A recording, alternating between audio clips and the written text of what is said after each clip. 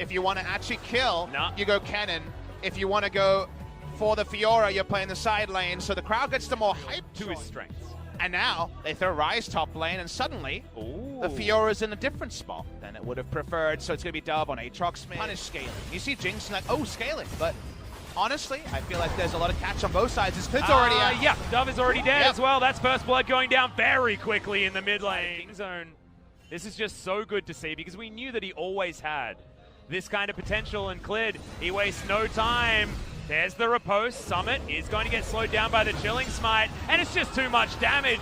The Rek'Sai is doing so much work this early game. Doesn't matter which domination tree Keystone you go into, Rek'Sai will do the damage. Just kill Ryze himself, so that's a good time to trade summoners. You called out earlier how Faker flashing instead of Clid was big. Let's talk about bot lane as on Flake is going to try and work out his angles. Yep, Marta's going to have to use the cleanse, uses the Grey Health there as well. It's the kick for the mini stun into the wall. Super Mega Death Rocket comes down, but it's only a 1-for-1 trade. It's even more turret plates, but this is exactly what you were talking about. Grand Challenge is going to be issued. Say 3 kills out of nowhere, right? Maybe team fights are the way you need to go because he already has IE. He can already get excited. Speaking of getting excited. Yeah, exactly. Ghost Meanwhile, is going to be as Faker just kills. Okay, see you later, Dove. Sorry about that, guys. The big zoom out was there. I was looking at the bottom lane.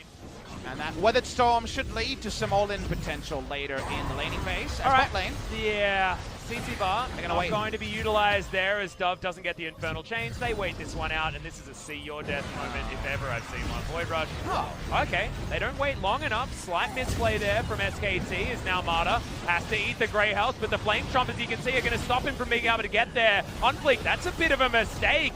As Teddy able to avoid that one. He's waiting for another E. The Arcane Shift would be the end of On Fleek, but Safeguard gets him over to Joker.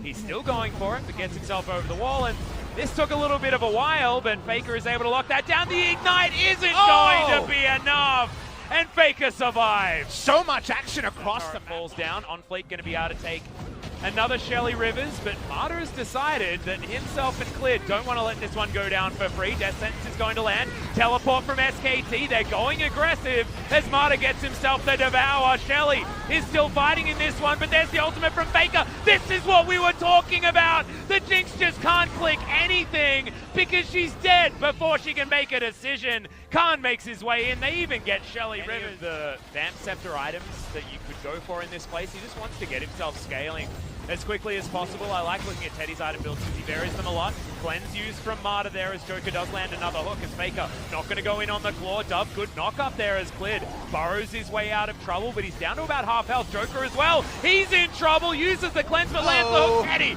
threads the needle on the Mystic Shot. The Frozen Thrall is chasing and SKT are following afterwards. Right, you can still poke around and be annoying with that, so very interested to see if you get the soul of the 45% CDR. Is that, well, you know. Oh man, he's just not having a great time. The World Ender does come in. On Fleek does land an ability, but it just straight up doesn't matter because Abyssal Voyage follows him through. Even the Lickitung going to come out from threatening Marta. Sandbox to walk forward. Yep.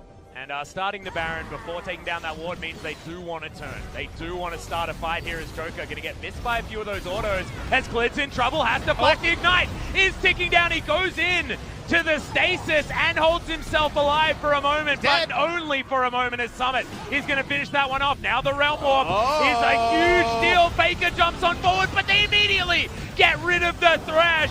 He goes into his ultimate. Summit unable to finish off the Lissandra, but the Tahm Kench is going to be dead. Can Teddy actually control this battlefield enough as Khan does get the Grand Challenge, and they should be able to get rid of Summit here. The Lee Sin going to go down as Teddy's on the chase.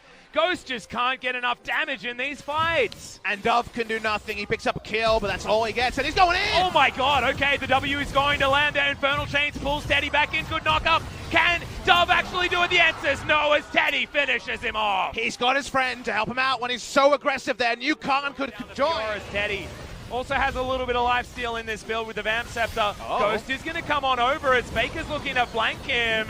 They are going to be able to get rid of the Jinx. He's trying to make it onto the land. Does get that True Shot Barrage.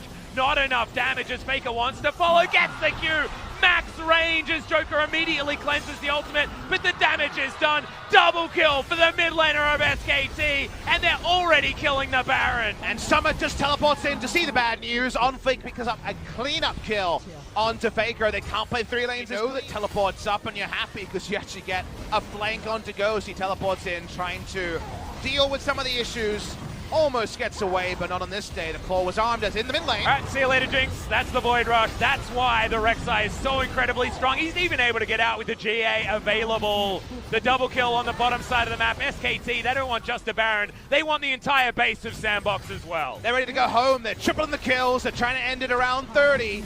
SKT take down that mid lane inhibitor. Can they get any more? Right now, the minion wave suggests no. Yeah, well, I mean, Khan has prepared the bottom sides. He's going to move this one in. They're not going to be diving these turrets. They're just going to be murdering them. They still got the Baron buff another minute, so they keep going. Yeah, Teddy can't miss a skill shot right here as Joker's just going to get wiped out. Summit in trouble. Faker self-salt to just create all of the control of this area. Teddy didn't want to be devoured right there. He just wanted to kill the members of Sandbox. Dub goes down. Not enough stasis for you, my friend. I'm sorry. As he's looking to try and get rid of Summit, but Ghost is available. Some low health bars on SKT's side, but Teddy's just too big. Double kill comes in. No one's dying! I know, right? Khan's able to get out. That's the triple kill. Could it be the Quadra? I don't think so, because the Nexus is going to die too fast.